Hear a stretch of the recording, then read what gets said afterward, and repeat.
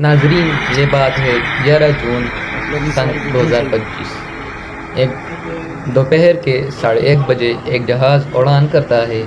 اور اتنا اڑان کرتا ہے کہ ان کا انجن فیل ہوتا ہے، وہ دوبارہ سے نیچے آ جاتا ہے۔ لیکن جب وہ نیچے آتا ہے تو دوبارہ سے جو ہے نا انجن کو ریسٹارٹ کرتے ہوئے دوبارہ زور لگاتے ہیں، لیکن اسی ٹائم انجن فیل ہو جاتا ہے، اور جس کی وجہ سے جو اڑان ہے وہ اس کو فیلئر کا سامنا پڑتا ہے، اور پورا جہاز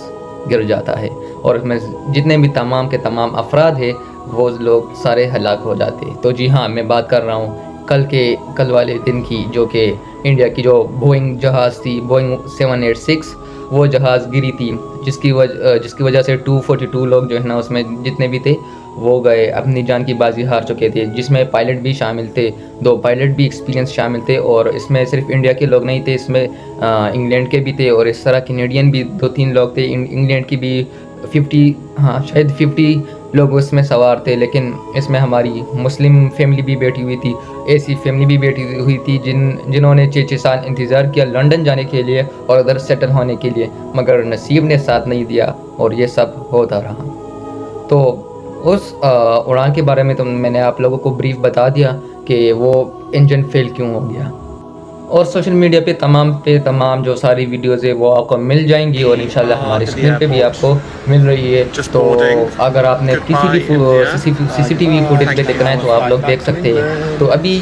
ویڈیو کا جو مین مقصد ہے وہ اس ٹاپک پر ہے، آخر وہ انسان ہیں، ہم ان کی فیملیز کے لیے یہ دعا کر سکتے ہیں کہ اللہ ان کو صبر جمیل عطا فرمائے، کیونکہ انسانیت کے ناطے ہم یہ کر سکتے، کیونکہ وہ سیویلینز ہیں، تو سیویلینز اور ہماری سیویلینز یہ تو آپس میں دوست ہے، بھائی ہے، تو اس لیے ہم ان کا ساتھ دیں گے، سپورٹ دیں گے، کیونکہ یہ ایک ہم کہہ سکتے ہیں کہ بلیک ڈے ہے انڈیا کے لیے اور ان کی فیملیز کے لیے، جو جن کے پیچھے فیملیز تھے جو اس جہاز میں سفر کر رہے تھے۔ تو کافی جو ہے نا بیڈ لک تھا ان کے لیے کہ یہ جہاز کام نہیں کر پایا، اور وہ صحیح طرح سے نہیں پہنچ گئے، اور وہ ہلاک ہو گئے۔ دوسری بات یہ ہے کہ وہ جو کہ جہاز اتنا بڑا دھماکہ کر چکا ہے، کیونکہ اور نقصان بھی کافی کیا ہے، کیونکہ وہ جو انگلینڈ جانے کی وہ تیاری کر رہا تھا، تو خواہ اس میں بہت سارے پیٹرول ڈلوانے پڑتے، تو اس میں 8,000 لیٹر سے اباو پیٹرول جو ہے نا وہ موجود تھے، تو اس لیے اس نے بڑا دھماکہ بھی کیا، اور وہ جس ہاسٹل پہ گرا ہے وہ ہاسٹل بھی MBBS والوں کا تھا، مطلب ڈاکٹرز جدھر سے ٹریننگ لیتے ہیں ادھر ہی پاس میں ایک کیا کہتے ہیں ایک ہاسٹل تھا، اس میں سارے جو نرسز ہوتی ہے اور جو میلز اینڈ فیمیلز وہ سارے کھانا بھی کر رہے تھے، انجوائے کر رہے تھے۔ ان کو کیا پتا کہ نصیب آئے گی اور ہمارے اوپر جہاز بھی گرے گا، تو ان لوگوں میں بھی سارے جو ہے نا زخمی ہے، کوئی زندہ بھی ہے، کوئی ٹھیک بھی ہے، مطلب خوش قسمتی سے کوئی اچھا بھی ہے، اور کوئی جس کا کوئی ہاتھ نہیں ہے یا کوئی اور ڈیمیج ہوا ہے، اور جہاز میں صرف ایک ہی بندہ بچ چکا ہے، مطلب پتہ نہیں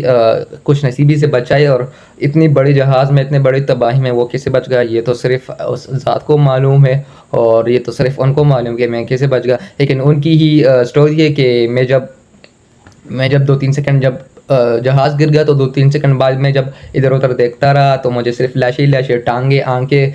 ہاتھ پاؤں یہ سارے مجھے نظر آ گئے، لیکن مطلب اس میں بے ہوشی کا حالت بھی اس نے گزارا ہوگا، لیکن پھر بھی قسمت نے ساتھ دیا، اور وہ بحفاظت جو ہے نا اس